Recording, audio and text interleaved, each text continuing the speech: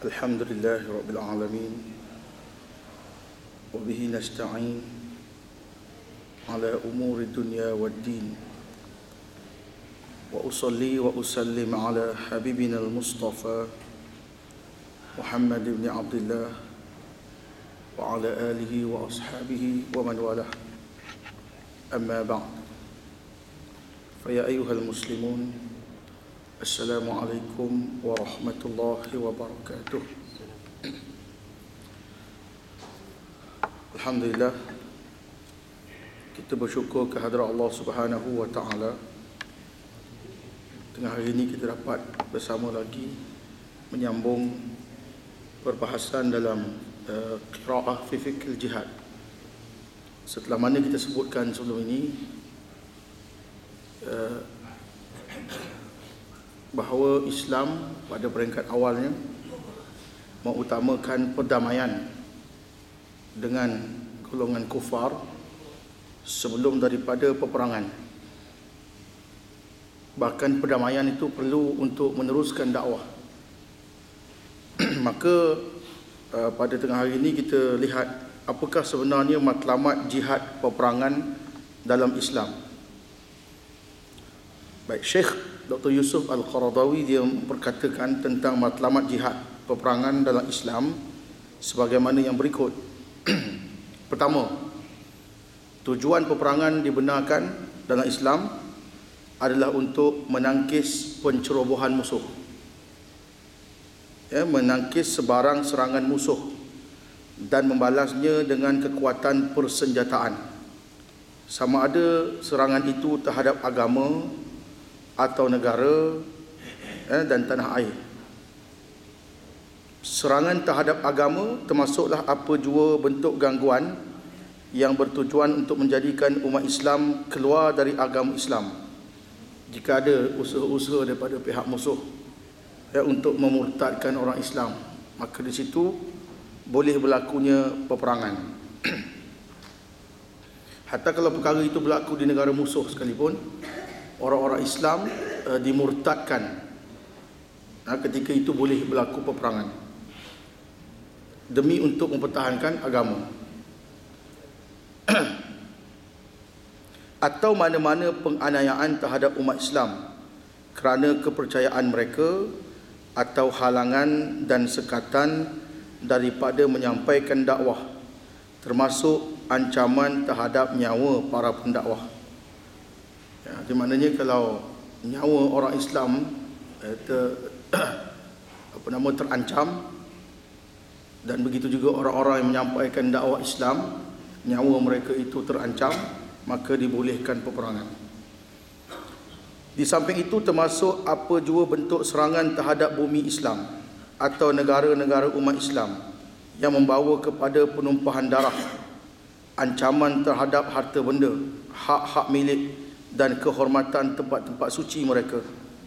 Maknanya kalau negara orang Islam, harta benda orang Islam dirampas, tempat-tempat suci, masjid dicerobohi, masjid-masjid dikotori, kesucian agama itu dinodai, maka ketika itu boleh berlaku peperangan.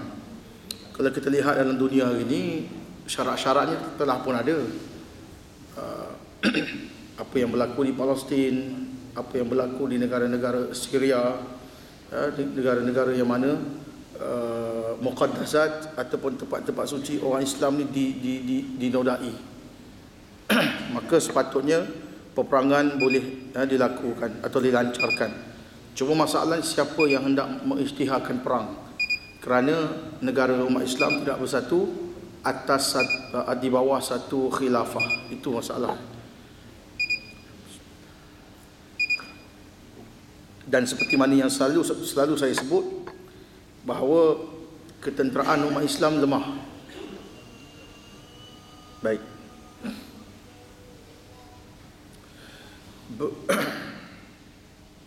Begitu juga apa-apa bentuk pencerobohan terhadap nyawa individu, harta kekayaan, keluarga dan keturunan mereka perlu ditentang dengan jihad ini.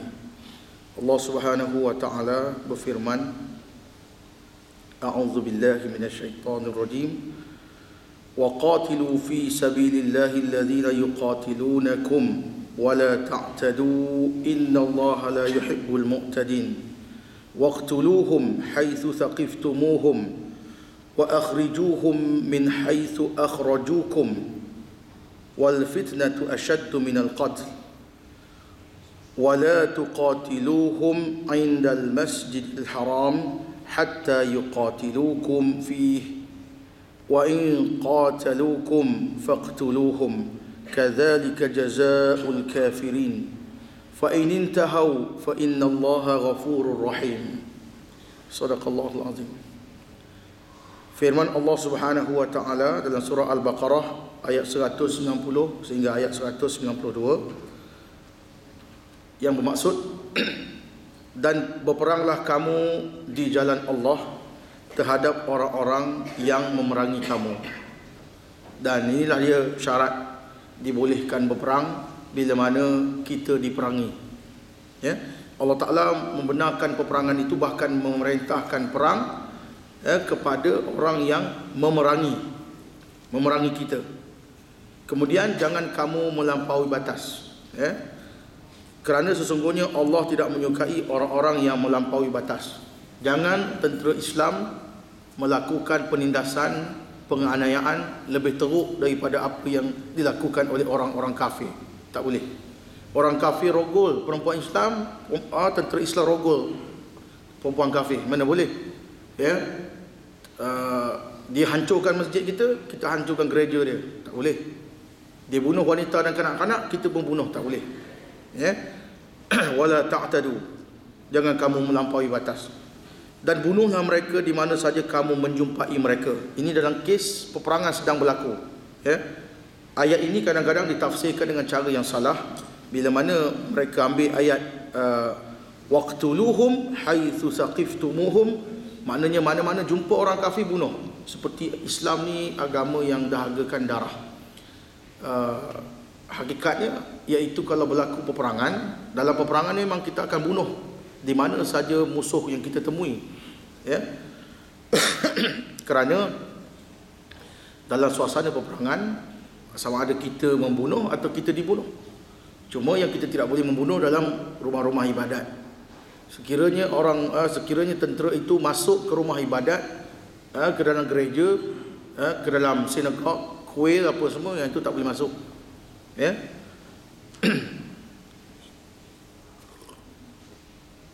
Bukannya dalam keadaan aman atau keadaan biasa kita cari jumpa orang kafir di mana-mana bunuh, bukan.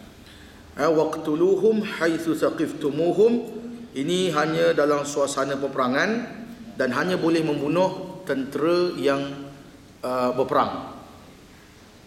Orang awam tidak boleh dibunuh. Ya, orang awam tak masuk dalam ayat ni. Orang kafir yang tinggal dalam sebuah negara, walaupun dia menyokong tentera musuh, tetapi dia tidak terlibat dalam peperangan, kita tidak boleh bunuh dia. Ya, orang awam hanya boleh membunuh sesama tentera saja. Baik. Dan usirlah mereka dari tempat di mana mereka telah mengusir kamu, iaitu Mekah, ataupun di mana-mana bumi umat Islam yang mana musuh menghalau kita keluar daripada tanah air. Boleh kita halau dia keluar daripada tanah air. Seperti mana yang berlaku di Palestin, artinya golongan Zionis itu boleh dihalau keluar. Kerana dia datang masuk ke tanah air umat Islam, dia halau orang Islam keluar. Sekiranya orang Islam berjaya membebaskan negara itu, dia boleh halau keluar, ya, musuh keluar daripada tanah air. Dan fitnah menimbulkan kekacauan itu lebih besar bahayanya daripada pembunuhan. Janganlah kamu memerangi mereka di Masjidil Haram kecuali jika mereka memerangi kamu di tempat itu. Diizinkan sekali saja Fatu Mekah, ketika itu boleh, ya, tentera Islam masuk dengan senjata. Sekiranya mereka memerangi kamu di tempat itu, maka bunuhlah mereka. Demikianlah balasan bagi orang-orang kafir. Sekiranya mereka berhenti daripada memerangi kamu, maka sesungguhnya Allah Maha Pengampun lagi Maha Penyayang. Baik. Allah Ta'ala sebut fa in intahau fa innallaha ghafurur rahim. Maknanya kalau musuh berhenti, maka orang Islam juga kena berhenti daripada berperang. Itu cara dia. Itu adab-adab dalam peperangan dalam Islam. Baik. Yang pertama tadi, menangkis pencerobohan musuh. Baik. Yang kedua, diizinkan berlakunya peperangan adalah untuk mencegah fitnah dan menjamin kebebasan dakwah. Di antara matlamat peperangan dalam Islam, sebagaimana yang dinaskan dalam Al-Quran, adalah menegah fitnah dalam agama, iaitu gangguan kepada umat Islam, gangguan kepada agama Islam, ya, serangan terhadap kesucian agama. Yang itu mesti ditentang. Kalau caranya secara intelektual, mana jawab secara intelektual lah. Kalau benda akademik, jawab cara akademik. Kalau serangan terhadap agama itu sehingga kepada persenjataan, maka dibalas dengan persenjataan. Demikianlah yang dijelaskan dalam ayat Al-Quran. Pertama disebut dalam surah Al-Baqarah, A'udzubillahi minasyaitonirrajim, wa qatiluhum hatta la takuna fitnah wa yakuna ad-dinu lillah fa in intahu fala udwana illa 'alal zalimin. Baik. Firman Allah Taala yang bermaksud, dan perangilah mereka itu sehingga tidak ada lagi fitnah. Fitnah di sini dengan makna kekacauan atau gangguan kepada agama Islam. Kalau mereka boleh terima Islam itu sebagaimana keadaannya, didakwahkan, disebarkan tanpa provokasi, maka kita tak berperang. Kalau kita lihat dalam suasana pada hari ini di United Kingdom, di Amerika Syarikat dan sebagainya, negara-negara barat, masyarakat dia boleh terima Islam didakwahkan, tapi tak paksa, ya. Tidak paksa orang masuk agama Islam. Islam itu disebarkan begitu saja, ya. Saya tengok dalam respon masyarakat barat dalam YouTube apa, dia tak kisah, dan dia kata bagus.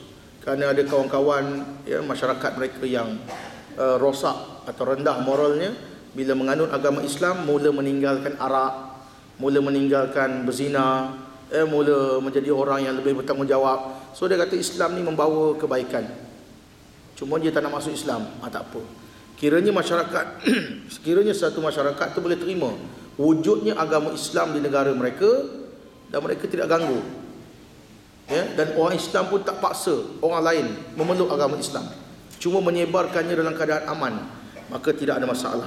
Hatta la takuna fitnah, artinya tidak ada gangguan kepada agama Islam. Dan sehingga agama itu hanya semata-mata untuk Allah, ya. Sekiranya mereka berhenti daripada memusuhi kamu, maka tidak ada lagi permusuhan melainkan terhadap orang-orang yang zalim. Ya, surah Al-Baqarah ayat 193. Berdasarkan ayat ni, artinya kalau orang kafir berhenti daripada memusuhi kita, kita juga tidak boleh kita tidak boleh bersikap permusuhan dengan mereka. Kalau kita ikut daripada kuliah-kuliah sebelum ni, kita tahu bahawa asal hubungan antara orang Islam dengan orang kafir adalah hubungan perdamaian, hubungan keamanan. Dalam suasana keamanan itu, mereka mahu menganut apa-apa agama, tidak akan dipaksa untuk memeluk Islam. La ikraha fid din, qad tabayyana rusydu minal ghayy. Kerana yang penting jelas jalan petunjuk agama Islam sebagai agama yang benar tu jelas kelihatan, tampak jelas, ya. Dan agama mereka yang sesat pun nampak jelas. Soal macam mana nak bagi nampak agama Islam ini benar, agama mereka itu tidak benar, adalah mesti ada kebebasan dalam berdakwah, ya. Jadi orang boleh berfikir dan menilai Islam apakah dia punya fundamental dia, ajarannya yang asas, dan boleh menilai agama-agama yang mereka anut. Mereka boleh menilai, ya, agama mereka yang menyembah Jesus Christ, ya, mengatakan Tuhan, Trinity, ya. Benda tu bandingkan dengan Islam yang mengajar monotheism, ya, tauhid, seperti mana nabi-nabi dahulu yang mereka baca dalam Bible tidak membenarkan ada patung dalam rumah, ya, Nabi-nabi dahulu yang tak membenarkan minum arak apa semua. Tidak ada Tuhan melainkan satu Tuhan. Sampai pada Nabi Isa, dalam menurut versi agama dia, sembah Nabi Isa sebagai anak Tuhan. Kemudian dia boleh nilai apa hujah-hujah yang dibawa oleh Islam yang mengajak manusia kembali menyembah Allah Subhanahu wa taala, menyembah the only one God, satu Tuhan. So benda-benda inilah yang sebenarnya sepatutnya suasana yang berlaku, sehingga mana orang boleh nampak Islam itu agama yang benar. Tinggal lagi dia nak ikut tak nak ikut, itu tidak ada paksaan. Selagi suasana itu tidak wujud, maka dibolehkan peperangan, dibolehkan berlaku peperangan. Sebab itu asas kepada surat-surat yang diutuskan kepada raja-raja pada zaman Nabi SAW, mula-mula mengajak raja itu masuk Islam. Aslim taslam, yu'tikallahu ajraka marratain. Kalau raja itu masuk Islam, lepas tu rakyat dia ikut, raja tu dapat 2 kali pahala. Pahala dia masuk Islam, dan pahala orang lain masuk Islam. Cuma raja tak mau, raja tak nak masuk Islam, maka diminta izin kalau boleh pendakwah Islam masuk dalam negara itu menyampaikan. Kalau raja itu benarkan, maka hubungan kita dengan orang kafir tetap dalam keadaan damai. Kiranya mereka tidak izinkan dan rakyat mereka tidak dapat mendengar suara Islam, ketika itulah boleh berlaku peperangan. Bukan serta-merta. Tuan-tuan tengok, lepas daripada diutuskan Dihyah Al-Kalbi radhiyallahu an ke Ilya, Madinatul Ilya ni Baitul Maqdis lah, Palestin. Berapa tahun lepas tu berlaku peperangan? Kira-kira 20 tahun. Berarti tempoh yang panjang. Bukan saja tiba-tiba kita berperang dengan orang kafir hanya kerana dia tak benarkan pendakwa Islam masuk. Sebab itu dalam zaman kita hari ini, tempoh itu tidak ada lagi. Kerana walaupun kita kata negara Eropah tu, kita boleh katakan mereka agak anti kepada Islam ataupun Islamofobia, salah faham kepada Islam, tapi kita lihat dia membenarkan dakwah itu berjalan, tidak ada tindakan diambil kepada pendakwa-pendakwa, kecuali mereka sangat partikular sikit tentang isu terorisme, keganasan. Itu benda lain. Kalau agama Islam itu disebarkan, mereka tidak ada masalah. Dan sebahagian daripada masyarakat mereka memanglah yang anti. Tetapi dari segi pemerintahnya, dari segi negara yang mengamalkan demokrasi, mereka benarkan. Maka tidak ada lagi tujuan untuk kita berperang dengan mereka atas sebab dakwah, atas sebab untuk membolehkan dakwah berjalan. Dan satu lagi firman Allah Ta'ala dalam surah Al-Anfal, وَقَاتِلُوهُمْ حَتَّى لَا تَكُونَ فِتْنَةً وَيَكُونَ الدِّينُ كُلُّهُ لِلَّهِ فَإِنْ انْتَهَوْا فَإِنَّ اللَّهَ بِمَا يَعْمَلُونَ بَصِيرٌ. Surah Al-Anfal ayat 39. Dan perangilah mereka sehingga tidak ada lagi fitnah, sama macam ayat tadi, sehingga tidak ada lagi gangguan untuk menyebarkan Islam, dan supaya agama itu semata-mata untuk Allah. Sekiranya mereka berhenti, makna berhenti daripada memusuhi kamu dan memerangi kamu, maka sesungguhnya Allah Maha melihat apa yang mereka kerjakan. Baik, yang ketiga, antara sebab tujuan Islam membenarkan peperangan, iaitu menyelamatkan golongan yang ditindas, golongan mustada'afin, golongan yang lemah, yang ditindas di atas muka bumi, menyelamatkan golongan yang lemah daripada kezaliman para penindas, negara-negara yang diperintah oleh pemerintah yang zalim dan penguasa yang bertindak bermaharajalela di muka bumi, mencabul hak-hak golongan yang lemah, menyeksa mereka dengan azab yang dahsyat, menafikan hak-hak kemanusiaan mereka, memperhambakan manusia. Jikalau ini berlaku, mereka menggunakan kuasa mereka menghalang manusia daripada membela kebenaran, menegah lidah manusia daripada berkata-kata, dan memaksa manusia untuk mendiamkan kebenaran. Dalam hal ini Islam membolehkan peperangan berdasarkan firman Allah Ta'ala, falyuqatil fi sabilillahi alladhina yashrawna al-hayata ad-dunya bil akhirah wa man yuqatil fi sabilillahi fayuqtal aw yaghlib fasawfa nu'tihi ajran 'azima wa ma lakum la tuqatiluna fi sabilillah.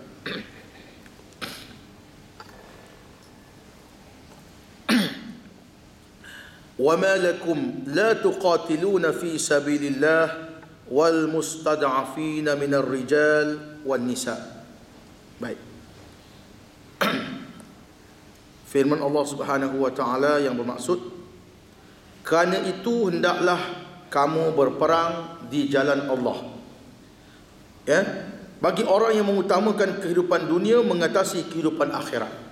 Ya, manusia-manusia yang mengutamakan dunia membelakangkan akhirat, ya, mereka yang hidup kat dunia ni menindas. Sesiapa yang berperang di jalan Allah lalu dia gugur atau memperolehi kemenangan, maka kelak kami akan berikan kepadanya pahala yang besar. Mengapa kamu tidak mahu berperang di jalan Allah dan membela orang-orang yang lemah, sama ada daripada kalangan laki-laki dan wanita ataupun kanak-kanak? Semuanya berdoa, wahai Tuhan kami, keluarkanlah kami dari negeri ini yang penduduknya zalim. Berikanlah kami perlindungan di sisimu dan berikanlah kami penolong daripada sisimu. Surah An-Nisa ayat 74 hingga ayat 75. Maknanya, di mana-mana negara atau negeri atau wilayah yang terdapat orang-orang yang ditindas, ya, mereka itu menyeru, Rabbana akhrijna min hadhihi al-qaryah min hadhihi al-qaryati zalim zalim ahluha, negeri yang mana pemerintahnya zalim, maka boleh kita berperang. Para ulama menyatakan sama ada pemerintah itu Islam atau tak, boleh kita berperang. Soalnya siapa yang nak berperang? Siapa yang nak mengisytiharkan perang? Dan negara mana yang nak hantar tentera? Itu soalan dia, ya. Kalau ada khilafah Islam, mana-mana negara yang berada di bawah khilafah, ya, ada jiran-jiran, ya, mereka yang diperintah oleh negara kafir, pemerintah negara itu zalim, membunuh rakyatnya, ya, dan berita itu sampai kepada Islam, boleh khalifah menghantar tentera masuk ke negeri itu, bela rakyat mereka yang ditindas walaupun kafir, boleh, ya, dibolehkan. Oleh kerana zaman sekarang tidak ada khilafah, maka perkara itu tak dapat nak dilaksanakan, kewajipan ini tak dapat dilaksanakan. Apatah lagi kalau negara itu negara kafir, yang ditindas itu umat Islam, maka lebih lagi patut orang Islam pergi, ya, membantu dan menyelamatkan mereka daripada penindasan musuh-musuh. Yang keempat, antara tujuan peperangan dibolehkan dalam Islam, ya, adalah untuk memberi pengajaran kepada golongan yang melanggar perjanjian. Itu dia. Asal Nabi SAW sampai di Madinah, baginda mengikat perjanjian. Tuan-tuan buka dalam sirah, jumpalah. Selain daripada piagam Madinah, kabilah-kabilah yang ikat perjanjian dengan Nabi SAW dalam piagam Madinah tu, dia ada lagi kabilah-kabilah lain yang luar, yang terletak kat perkampungan mereka dalam perjalanan ke negeri Syam. Maknanya mereka ni ada potensi untuk berbaik dengan Quraisy. Nabi SAW membuat perjanjian dengan mereka supaya mereka tidak menyebelahi musuh dan mengancam keselamatan Madinah. Maknanya perjanjian-perjanjian ini dibuat. Perjanjian-perjanjian ini dibuat walaupun Nabi SAW mengetahui mereka juga berpotensi untuk berlaku khianat. Khianat ni memang ada musuh, orang yang tak beriman, orang kafir. Kita nak expect apa daripada dia?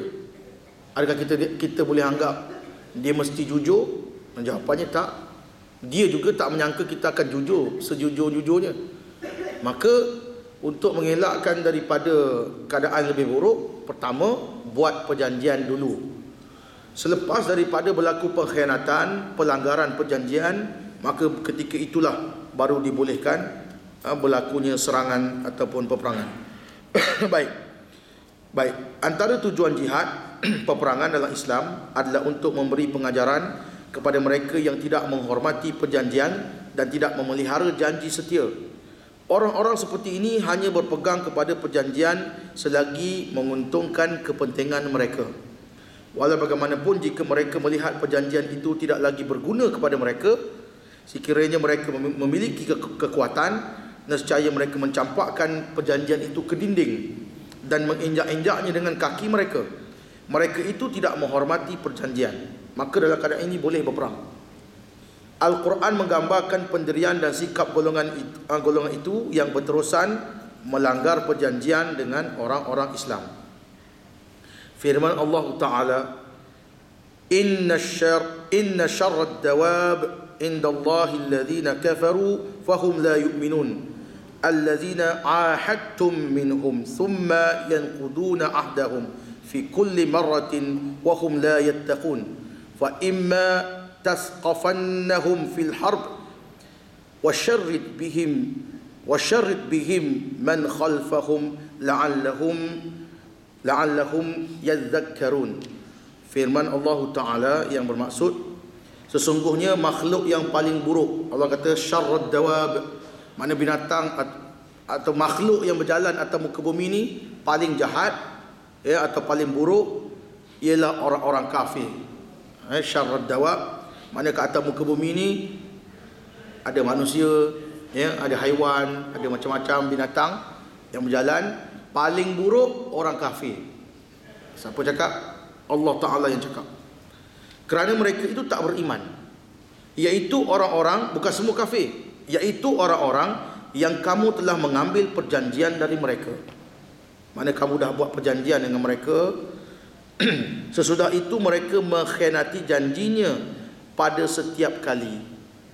Sekali janji, sekali mungkir. Sekali janji, sekali khianat. Sekali janji, sekali tipu.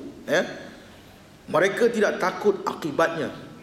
Jika kamu menemui mereka dalam peperangan, maka cerai-beraikanlah orang-orang yang di belakang mereka dengan menumpaskan mereka, supaya mereka mengambil pengajaran. La'allahum yadhakkarun, menunjukkan bahawa untuk tujuan memberi peringatan, pengajaran kepada orang-orang kafir yang suka khianat, dibolehkan berperang dengan mereka. Dengan sebab pengkhianatan mereka itu membahayakan orang Islam. Macam tu. Kelima, memastikan keamanan dalam negeri orang Islam. Ini adalah bentuk peperangan yang berbeza daripada apa yang kita telah sebutkan tadi, kerana ianya tidak ditujukan kepada orang-orang bukan Islam.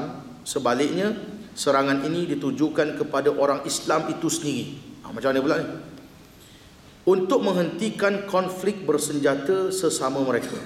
Ini jihad, maknanya berlaku perang saudara dan sebagainya dalam negeri orang Islam, maka dibolehkan berperang. Jihad seperti ini mempunyai matlamat yang spesifik dan jelas, memastikan keamanan dalam negeri dengan menggunakan kekuatan ketenteraan terhadap mana-mana pihak yang bertelagah. Tugas ini merupakan kewajipan fardu kifayah ke atas umat Islam. Peperangan yang dibenarkan ini kita panggil apa? Peperangan memerangi golongan burah. Burah atau burat dalam istilahnya, iaitu orang-orang yang melampau batas. Apabila telah ada perjanjian ataupun usaha untuk membaiki keadaan, mereka melanggar dan melampau batas, golongan itu dipanggil burah, daripada bara ni mana melampau. Baik. Tugasnya adalah menjadi tanggungjawab pemerintah, fardu kifayah ke atas umat Islam. Individu yang pertama perlu memenuhi kewajipan ini adalah khalifah atau imam atau pemerintah. Sesiapa saja yang memangku tanggungjawab mereka, para pemimpin masyarakat serta mereka yang layak dilibatkan di meja perundingan antara orang-orang Islam.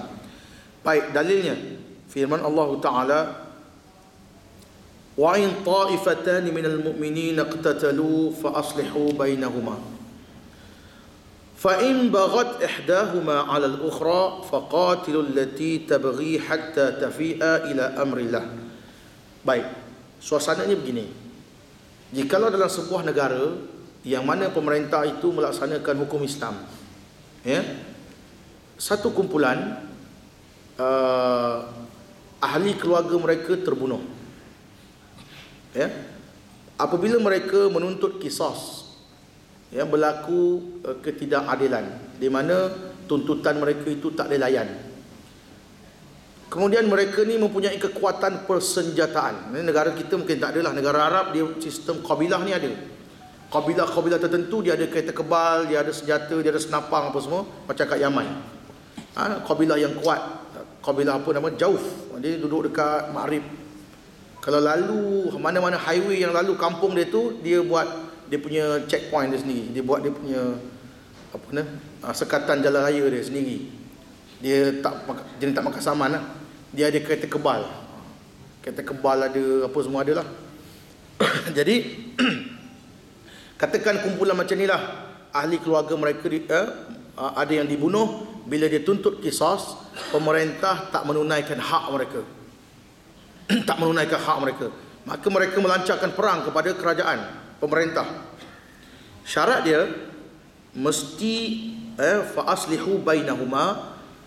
Sebelum nak berperang dengan puak-puak ni, kata Imam An-Nawawi, mestilah pemerintah lantik satu orang juru runding pergi jumpa dengan dia. Ketua dia siapa? Yang kamu nak lancarkan peperangan kepada pemerintah, kepada kerajaan ni pasal apa? Oh, ada kalangan daripada kami dibunuh dengan cara yang zalim, kemudian kami tuntut qisas tetapi tak dibelayan, tak diberi hak. Mahkamah tak mau layan kes kami, maka kami nak tuntut. Maka sekiranya benar tuntutan mereka itu berasas, kerajaan mesti raikan. Ini satu kes lah kalau kes bunuh. Begitu juga apa-apa hak mereka yang dicabul. Contohnya tanah mereka kena rampas, dan mereka tuntut. Juru-juru runding daripada pihak kerajaan ni kena bincang dengan dia, mengelakkan berlaku pertumpahan darah. Kalau betul hak dia, kena bagi. Ya, itu makna fa aslihu bainahuma. Kalau telah ada perjanjian, rundingan untuk menyelesaikan masalah itu dengan cara yang baik, tetapi masih ada di kalangan mereka yang tetap ingin berperang. Sebab itu Allah kata fa in baghat ihdahuma 'ala al-ukhra. Mana-mana kumpulan itu, bila mereka baghat, mereka melampau, baghat melampau, mana orang yang buat kerja melampau ni dipanggil burah. 'Ala al-ukhra, tetap mahu melakukan peperangan, faqatilul lati tabghi, maka dibolehkan kerajaan berperang dengan mereka. Berperang dengan mereka, hatta tafi'a ila amrillah, sehinggalah kumpulan itu mahu kembali kepada perintah Allah. Ini yang kita kata isu burah ni kena tengok juga. Burah sebab apa? Pertama, kerajaan itu mesti melaksanakan hukum Islam. Itu pertama sekali. Pemerintah melaksanakan hukum Islam. Cuma dalam pemerintahan itu mungkin berlaku ketidakadilan. Kena tengok. Kalau rakyat itu bangkit untuk lawan pemerintah, asasnya apa? Oh, kami ni komunis. Yang tu tak payah bincang. Itu boleh bunuh lah. Betul, saya cakap betul. Yang bawa fahaman sesat apa semua ni bunuh. Tapi sekiranya mereka itu sama-sama beriman, sebab tu ayat ni bermula dengan wa in ta'ifatan minal mu'minin. Ni beriman. Pihak tentera kerajaan pun Islam, pihak yang memberontak pun Islam. Maka fa aslihu bainahuma, cuba didamaikan. Kalau ada cara dia, mekanisme untuk damai itu, tiba-tiba satu pihak dia tak mau, dia tetap nak keras dengan cara kekerasan, dengan cara cara senjata dan sebagainya, maka dibolehkan kerajaan berperang dengan mereka. Faqatilul lati tabghi hatta tafi'a ila amrillah. Kebenaran untuk berperang itu kerana untuk menjaga keamanan dalam negara. Keletak nanti senang-senang, nanti tak puas hati lawan, tak puas hati lawan, tak puas hati lawan. Jadi negara tak jadi tak aman. Negara tak jadi tidak tenteram, tidak aman, dengan sebab tak puas hati dengan kerajaan, terus lancarkan serangan bersenjata. Islam tak membenarkan hal itu. Baik, dalam negara demokrasi di mana orang sekadar membantah dengan spanduk, iaitu saya tak setuju bila dipanggil itu burah yang boleh dibunuh. Kita dah jelaskan itu tajuk ni dulu. Sekadar orang berdemonstrasi, angkat spanduk, manilakat, itu tak puas hati, JST ke apa, itu tak boleh panggil burah, kerana itu bukan bersenjata. Syarat dia quwwah wa syaukah, ada kekuatan senjata, dan kemahiran untuk bertempur. Baru jadi buah. Itu pun syarat-syarat yang saya sebut tadi lah. Kerajaan kena pergi berbincang dengan mereka, memastikan kiranya tuntutan mereka benar, maka hendaklah ditunaikan. Baik. Fa in fa'at fa aslihu bainahuma bil adl wa aqsitu. Kalau mereka nak cenderung kepada kembali kepada perintah-perintah Allah, maknanya kembali kepada agama Allah dengan cara mematuhi syariat Allah, maka perdamaikanlah antara mereka itu dengan adil, dan berlaku adillah kamu. Innallaha yuhibbul muqsitin. Sesungguhnya Allah sangat suka kepada orang-orang yang berlaku adil. Jadi inilah antara sebahagian peperangan-peperangan yang dibenarkan dalam agama, yang dibenarkan oleh Islam, dari surah Al-Hujurat ayat 9 hingga 10. Nanti insya-Allah pada masa yang akan datang kita akan masuk pula apakah bentuk peperangan yang ditentang. Apakah bentuk peperangan yang Islam tak benarkan? Antaranya nak paksa orang kafir masuk Islam. Umpamanya nak memastikan tak ada lagi agama lain kecuali agama Islam dia. Macam ayat yang tadi dia faham. Hatta wa yakuna ad-dinu lillah, dia faham agama lain tak boleh wujud lagi, cuma boleh Islam saja. Agama lain mesti dihapuskan. Ini antara benda yang kita akan bincang pada kuliah yang akan datang. Golongan-golongan yang melampau, mereka memahami nas-nas Quran dan nas-nas agama dengan cara yang salah, sehingga mereka melancarkan peperangan terhadap orang-orang kafir, sedangkan perkara itu tidak ada contoh daripada Nabi Muhammad sallallahu alaihi wasallam. Baik, seperti biasa tuan-tuan, lepas Zuhur ni bagi siapa yang nak menyumbang kutipan pada hari ini untuk Ma'had Tahfiz Seri Tanwiriyah, bagi siapa yang nak menyumbang boleh dialu-alukan. Aqulu qawli hadha wa astaghfirullah li wa lakum wa lisairil muslimin wal muslimat fastaghfiruh innahu huwal ghafurur rahim. Subhanakallahumma wa bihamdika asyhadu an la ilaha illa anta astaghfiruka wa atubu. Bismillahirrahmanirrahim. Alhamdulillahirabbil alamin. Hamdan yuwafi ni'amahu wa yukafi'u mazidah. Ya Rabbana lakal hamd kama yanbaghi li jalali wajhikal karim wa 'azimi sultanik. Rabbana faghfir lana dhunubana wa kaffir 'anna sayyi'atina wa tawaffana ma'al abrar. ربنا زدنا علما وارزقنا فهما وعملا متقبلا اللهم فقهنا في الدين وعلمنا التأويل ربنا لا تزغ قلوبنا بعد إذ هديتنا وهب لنا من لدنك رحمة إنك أنت الوهاب ربنا آتنا في الدنيا حسنة وفي الآخرة حسنة وقنا عذاب النار صلى الله على نبينا محمد وعلى آله وصحبه أجمعين والحمد لله رب العالمين تقبل الله منا ومنكم. السلام عليكم ورحمة الله وبركاته.